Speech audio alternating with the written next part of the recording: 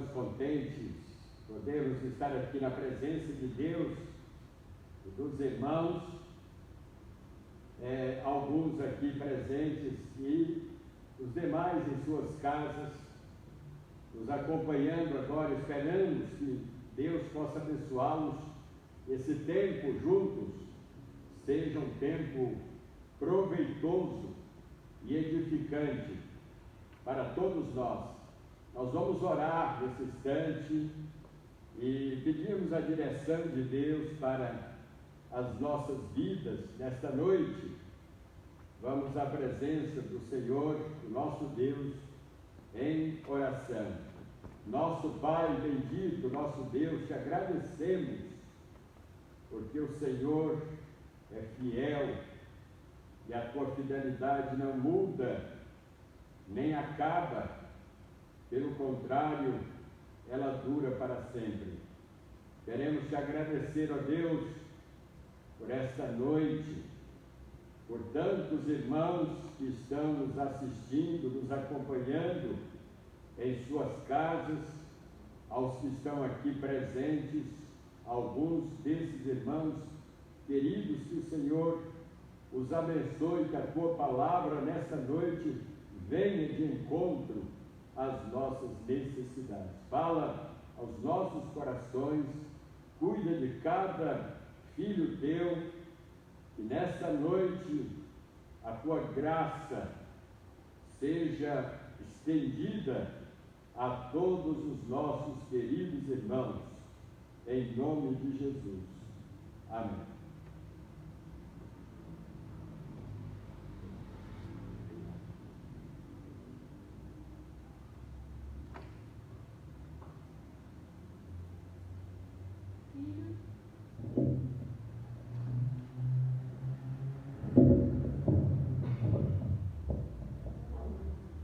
Filho do meu, não te esqueças dos meus ensinos, e o teu coração guarde os meus mandamentos, porque eles aumentarão os teus dias.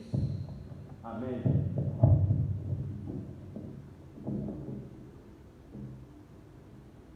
Nós vamos agora louvar ao Senhor com o hino de número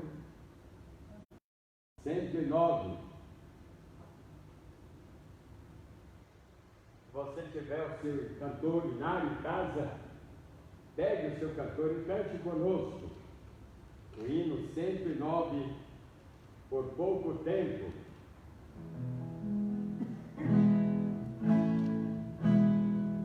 Anseio a paz de qual o rio corre, e no deserto faz brotar a flor. Anseio a fé que desde pouco tempo descansa no bendito Salvador. Há pouco tempo pra velar orando, e contra o inimigo batalhar. Há pouco tempo para que chorando lançar semente pra depois ceifar.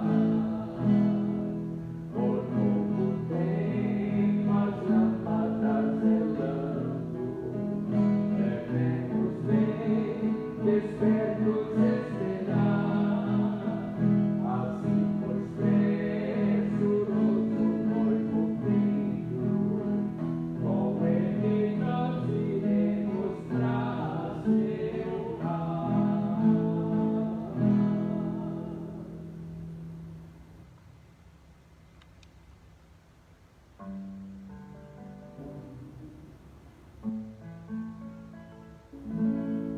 Os irmãos que estão em casa, em suas casas, lembram desse hino, que estão aqui também,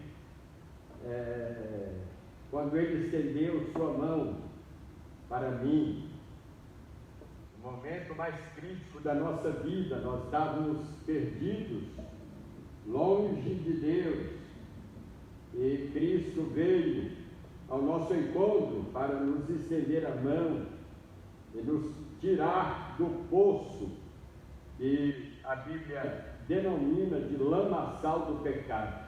Nós estamos num verdadeiro atoleiro espiritual e Cristo foi lá para nos tirar de lá, nos limpar com seu sangue e nos dar a salvação.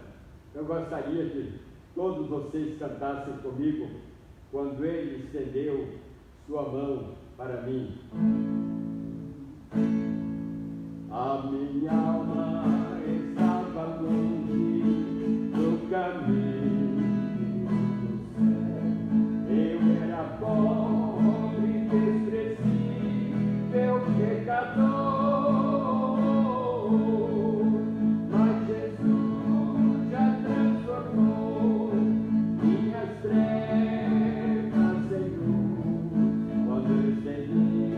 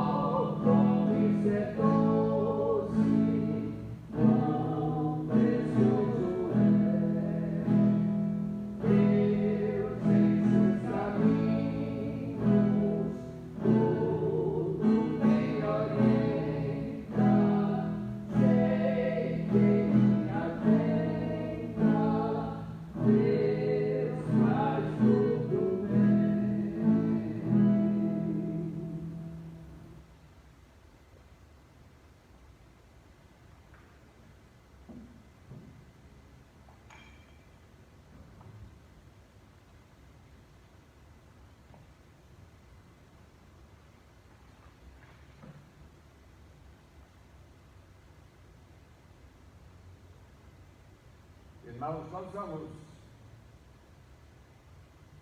falar sobre as marcas de um servo de Cristo.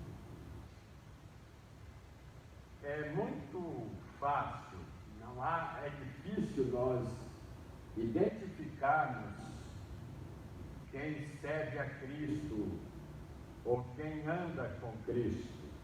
Não é difícil nós identificarmos aqueles que são os verdadeiros servos de Cristo. Jamais passou pela cabeça de Deus. Ele nunca imaginou formar e chamar um povo apenas para adorá-lo sem ser visto. Ele nos chamou, além para sermos adoradores, também trabalhadores no seu reino e na sua obra. Quando você admira alguém e se dedica a ele, consequentemente nasce no seu coração o desejo e o prazer de servir a essa pessoa.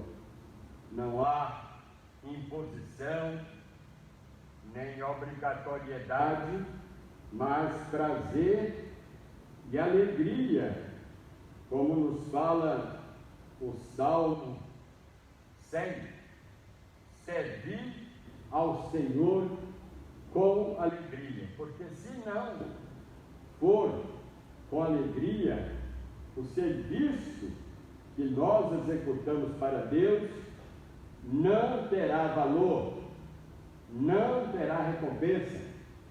Deus não será glorificado através do nosso serviço. Tem que ser voluntário, tem que ser espontâneo, tem que ser movido pelo amor. O apóstolo Paulo, ele nos exorta, dizendo na carta aos Colossenses, capítulo 3, versículos 23 e 24, e tudo quanto fizerdes, fazei de coração como se fizesseis ao Senhor e não aos homens, sabendo que recebereis do Senhor a herança como recompensa. Servir a Cristo como o Senhor. E Spurgeon, comentando esse texto, ele fala o seguinte: a que grupo de oficiais foram dirigidas estas palavras? Aos reis, aos imperadores, aos estadistas? Com muita frequência eles serviam e servem a si mesmos, ou estão a serviço de Satanás. Será que o apóstolo dirigia-se aos supostos santíssimos pais da igreja ou aos pastores e mestres? Ele dirige-se aos crentes em geral. Tudo quanto fizerdes, fazei-o de todo o coração, como para o Senhor, e não para os homens, porque é a Deus que nós estamos servindo. Essa afirmativa, irmãos, enobrece a fatigante rotina de realizações terrenas e coloca numa área de santidade, nas ocupações mais humildes, mais simples. Lavar pés pode ser uma tarefa de escravos, mas lavar os pés de nosso Senhor é uma atividade real. Desatar cadastros pode ser uma tarefa de servos, porém, desamarrar as sandálias do nosso Senhor é um privilégio de príncipes. A loja, os serviços domésticos as funções executivas, não importa, se tornam templos quando um homem ou uma mulher faz tudo para a glória de Deus. O culto divino não é algo de poucas horas ou de alguns lugares.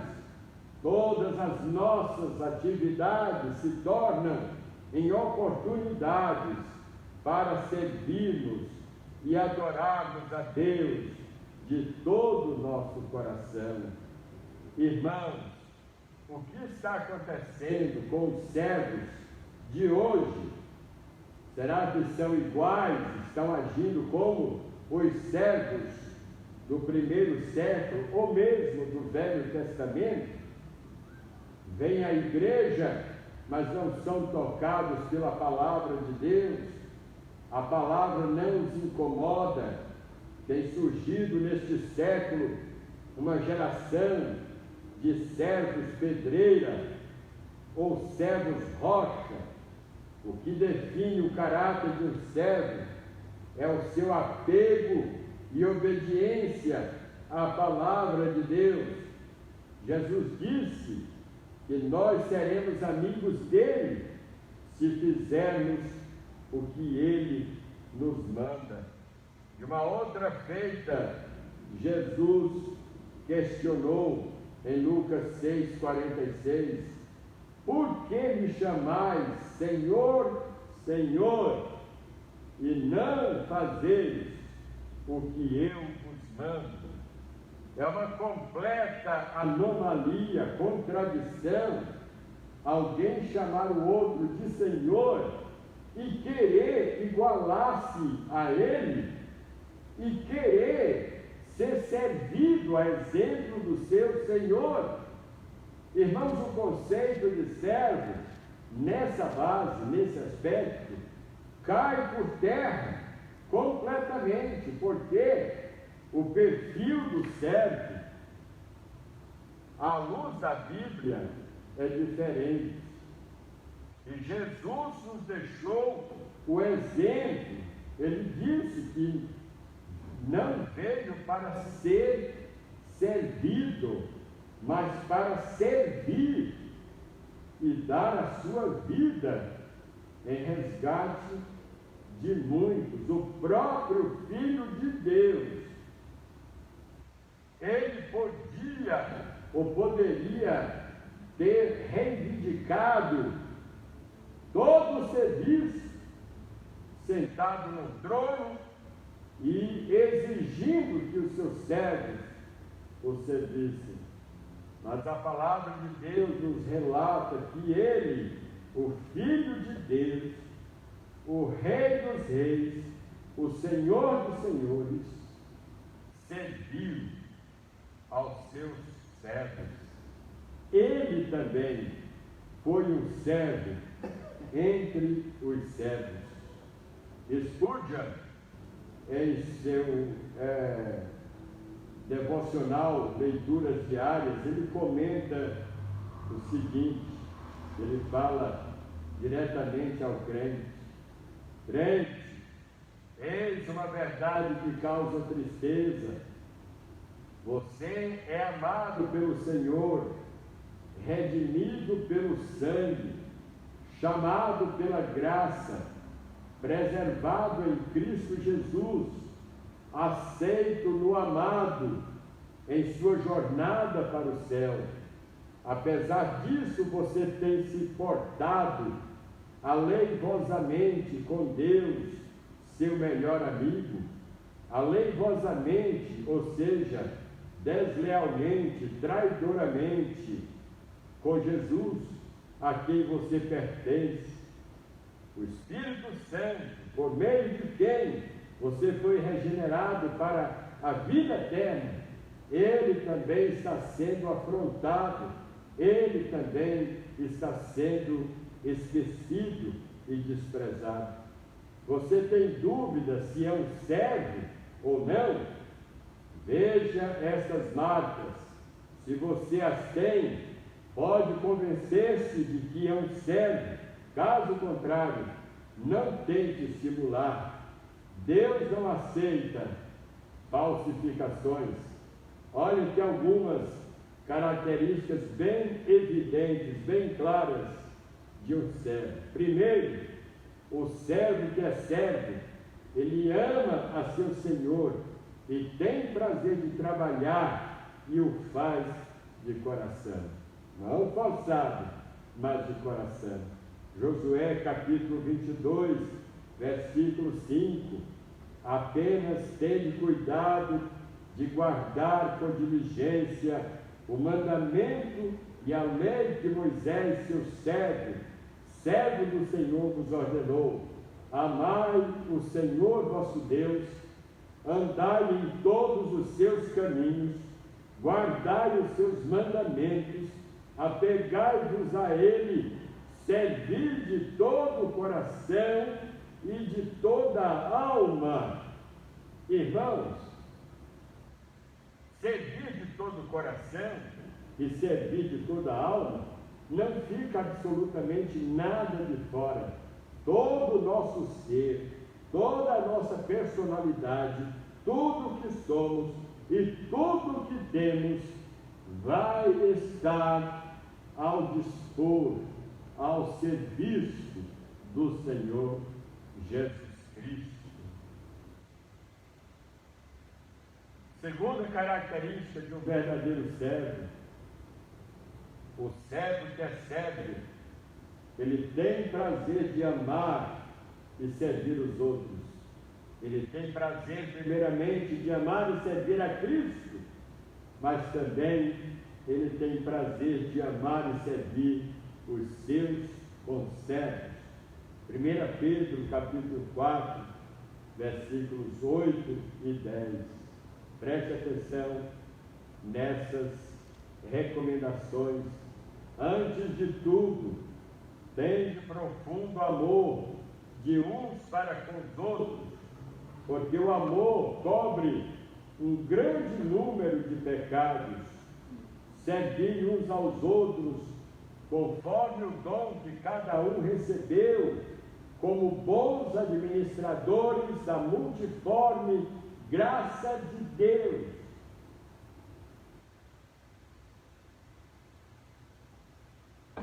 Quando ele fala de multiforme graça, ele está falando que essa graça, ela é abrangente, ela não é restrita.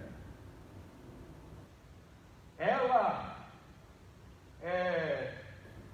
se espalha e se estende por todo o território do reino de Deus.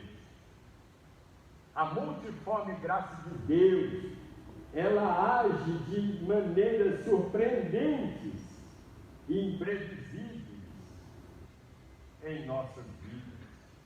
E agora ele fala que esta graça multiforme, somos dela administradores. Olha que privilégio!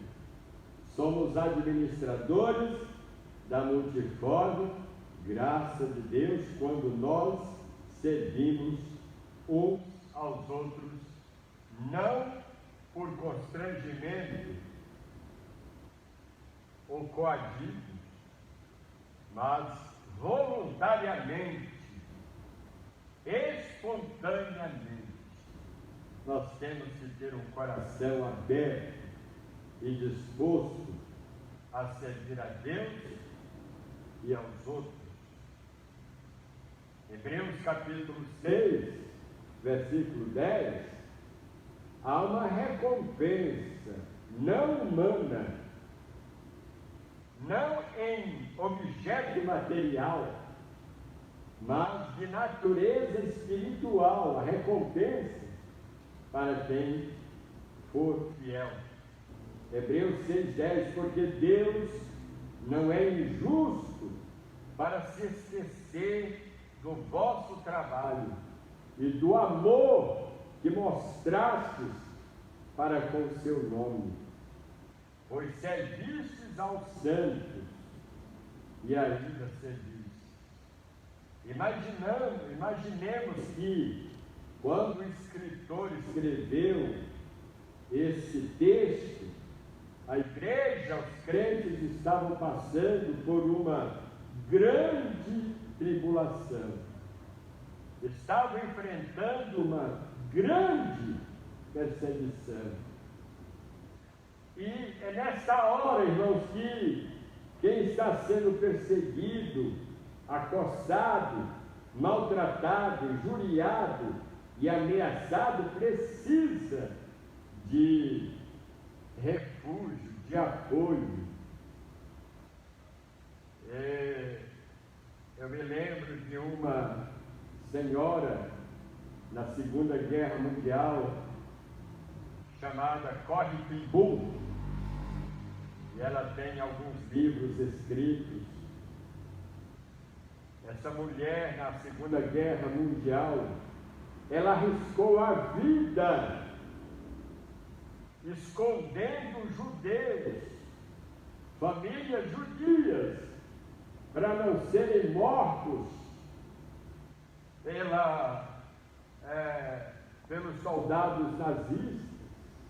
Olha, irmãos, não recebeu nenhum recado lá de Israel, ela não recebeu nenhuma recompensa financeira de Israel, não recebeu nenhum telegrama de lá dizendo: Corrie ten Boom, refugie, guarde, esconda os judeus em sua casa para não serem perseguidos e mortos. Ela fez isso de coração, ela fez isso espontaneamente. Existe até um filme, já esse filme é antigo, mostrando o trabalho dessa mulher de Deus, que foi usada por Deus para proteger dezenas e centenas de pessoas que eram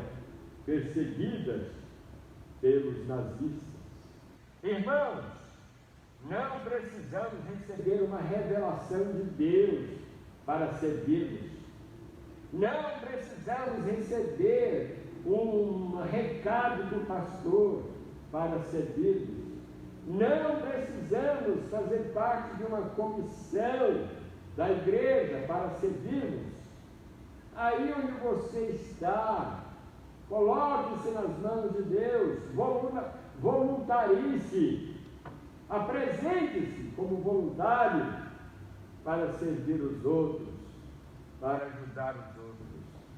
Hoje, eu estava aqui na nossa rua e passou um caminhão com algumas pessoas vestidas com uniforme próprio, arrecadando donativos, alimentos para as pessoas desempregadas.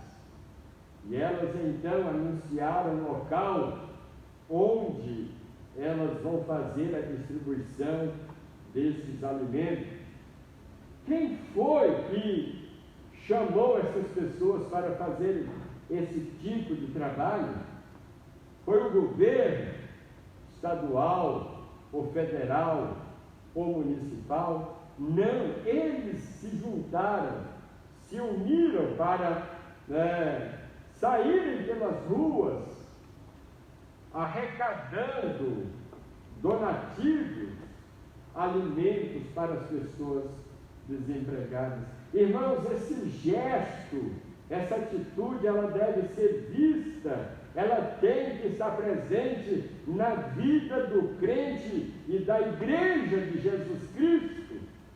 Servir ao Senhor, servir uns aos outros, conforme o dom que cada um recebeu, como bons administradores da multiforme graça de Deus, porque Deus não é injusto para se esquecer. Ele vai recompensar a cada um que foi fiel e que se dispôs a servir aos outros. Jesus chega a dizer que nem um copo d'água vai ser desperdiçado, até um copo d'água vai ser recompensado, e quem o fizer vai receber recompensa por isso. Terceira e penúltima qualidade, característica do verdadeiro servo. O servo que é servo, ele não guarda mágoa, nem ressentimento, nem vingança, mas está sempre a perdoar. Ele está sempre a liberar perdão para os seus ofensores. Meus queridos irmãos, nós temos um artigo interessante de Tito Cruz. Ele fala o seguinte: o adorador sem nome. Esse título pode parecer um tanto curioso, mas o que descobriremos a seguir é que o nome deste homem não tem a menor importância diante da sua atitude de adoração, diante do fato de que ele era um adorador genuíno. Estamos falando do servo de Abraão, mais precisamente no livro de Gênesis, capítulo 24. Assim nos dizem as Escrituras Sagradas. Era Abraão já idoso, bem avançado em anos, e o Senhor em tudo o havia abençoado. Disse Abraão ao seu mais antigo servo da casa, que governava tudo o que possuía. Ele era um mordomo, não é? E o conceito de mordomia hoje está totalmente desvirtuado, totalmente contrário àquilo que a palavra de Deus fala. Quando alguém fala de fulano de tal está em mordomia, porque ele está cheio de dinheiro, ele está cheio de coisas caras, um bom emprego, rentável, quando na verdade o conceito de mordomo na Bíblia é o de alguém que está servindo, é o de alguém que está administrando, cuidando dos bens alheios. E esse servo, o servo de Abraão, era esse personagem, essa pessoa que não era conhecida, mas era da confiança de Abraão. Encontramos aqui ninguém mais, ninguém menos do que esse servo, homem de muitas responsabilidades, e Abraão não iria delegá-lo ou delegar a ele tantas responsabilidades se ele não fosse de confiança. Provavelmente ele cuidava de vários afazeres domésticos e também verificava o serviço dos demais servos da casa do principal líder do nosso povo hebreu naqueles dias. Era ele quem dizia se a comida estava boa, se o chão estava bem limpo, se a casa estava arrumada, se os animais estavam bem tratados, e etc. Eu gosto de saber que Deus usa as pessoas menos importantes e das formas mais inesperadas para realizar grandes coisas. Deus faz isso, meus queridos irmãos. Às vezes Ele chama alguém do anonimato, lá da periferia, que aconteceu com Maria, mãe de Jesus. Quem era Maria? Quem foi Maria? Filha de um imperador? Filha de um rei? Fazia parte da casta romana? Não, irmão. Maria era uma mulher humilde, sem projeção, sem fama, não era tão conhecida, talvez morasse num casebre, numa casinha humilde, e foi esta mulher chamada, escolhida para ser a mãe de Jesus. Deus faz isso, e Ele pode fazer isso também com você. Em quarto e último lugar, o servo que é servo, ele ama a casa onde ele mora e trabalha. E eu vou explicar melhor isso. E para isso nós vamos abrir a palavra de Deus no Salmo, capítulo 27. O servo que é servo, ele ama a casa onde mora e onde trabalha. Salmo capítulo 27, de 4 a 6. Salmo 27, de 4 a 6.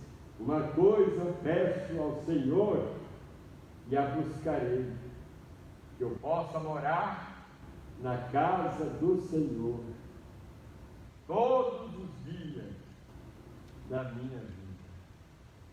Olha, irmãos, o amor que Davi tinha pela casa de Deus. Hoje, quando o irmão Dorival chegou aqui, pela primeira vez depois desse longo isolamento, eu o vi chorando, não de tristeza, mas de alegria, por estar voltando à casa do Senhor. E é isso que Davi fala: uma coisa peço ao Senhor e a buscarei, que eu possa morar na casa do Senhor todos os dias da minha vida, para contemplar a beleza do Senhor e meditar no seu templo. Irmãos, Deus é belo, Deus é atraente, Deus, Ele é santo, Ele jamais foi contaminado pelo pecado. Por isso, Deus é perfeito. E o salmista fala da beleza, para contemplar a beleza do Senhor e meditar no seu templo. E ele continua: pois no dia da adversidade, o dia quando as coisas não estiverem bem como agora, Ele me ocultará no seu pavilhão. Sabe o que quer dizer, irmãos? Pavilhão era um lugar fortificado, reforçado, onde se refugiavam os que eram perseguidos, maltratados e ameaçados. Imaginem só, irmãos, uma pessoa que de repente ela está sendo perseguida e ameaçada, e ela vai em direção de um lugar, e sabe aonde ela chega? No quartel da polícia militar ou das Forças Armadas. Imagine só essa pessoa se refugiando num lugar assim. Ela tem certeza que ali o inimigo não vai atingi-la, não vai persegui-la. É o que o salmista está dizendo aqui: porque Ele me ocultará no seu pavilhão, no recôndito, no esconderijo do seu tabernáculo. Ele me acolherá, elevar-me-á sobre uma rocha. Agora será exaltada a minha cabeça acima dos inimigos que me cercam. Olha, no seu tabernáculo oferecerei sacrifício de júbilo, cantarei, salmodiarei ao Senhor. Ele queria ir para o templo, não para cruzar os braços e não fazer nada. Ele queria estar lá para servir ao Senhor, para ser um servo de Deus, para estar à disposição dele. Irmãos, a proposta de Cristo, quando nos salvou, não foi de formar um povo, não é? Enclausurado, no mosteiro, num convento, numa clausura. Não. Os irmãos se lembram quando Cristo curava uma pessoa e ela, por gratidão, queria seguir a Jesus. Jesus dizia: não, vai para a tua casa, conte para a tua família quão grandes coisas Deus fez por ti. Olha, irmãos, nós fomos chamados para servir. Nós somos chamados para sermos servos e não adoradores, não é? Adoradores desocupados ou ociosos. O servo que é servo, ele ama a casa de Deus, ele tem prazer de morar na casa de Deus e ele tem prazer de trabalhar para Deus e para os outros.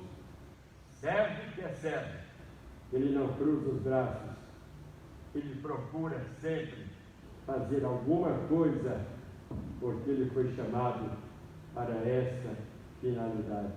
Jesus Cristo, ele escandalizou muita gente por causa disso, porque o mundo de então, seus contemporâneos, estavam acostumados, eram dominados pela cultura romana, e o que prevalecia ali era a lei do mais forte. O menor tinha que servir ao maior. E Jesus veio contrariando essa cultura, e ele foi motivo de escândalo até para os seus conterrâneos e contemporâneos. E Jesus Cristo disse: não, eu vim para dar o exemplo, eu vim para servir e não para ser servido. Portanto, gostaria que nesta noite, você, como filho de Deus, se conscientizasse do fato de que você é um servo e, como tal, você não tem o direito de ficar isolado ou de exigir que alguém lhe sirva, mas você tem que arregaçar as mangas e estar disposto a dizer como Isaías: eis-me aqui, envia-me a mim. Que Deus nos abençoe. Amém.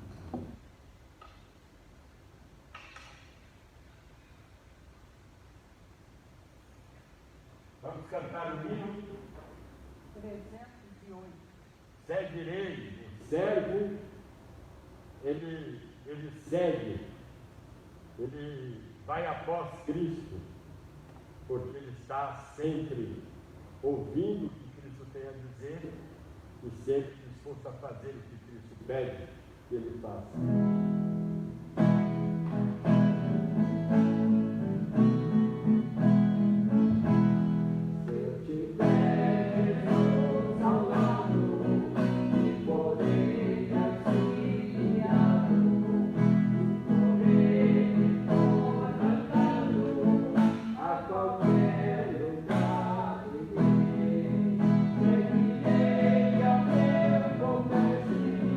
Seguirei a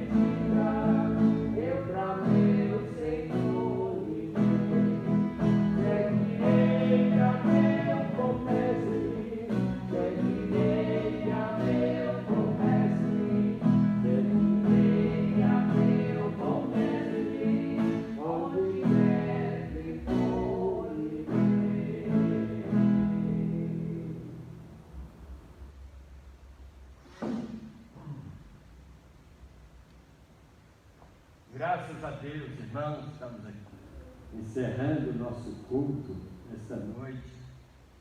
Agradecidos a Deus por você ter nos acompanhado até esse momento e que a palavra de Deus nesta noite possa lhe ajudar. Se você já tem feito e cumprido tudo isso, vai melhorar cada dia. Se não, você vai começar hoje, porque nunca é tarde para começar a servir ao Senhor. E o faça com alegria, porque a recompensa virá para todos quantos forem fiéis ao Senhor. Nós vamos, nesse instante, orar. Eu vou convidar os irmãos que vêm aqui à frente para estarem aqui comigo, no momento em que eu vou estar em oração. O Dorival vem aqui também, vai estar aqui, Daniel também, e nós vamos estar orando, né? E encerrando o culto desta noite.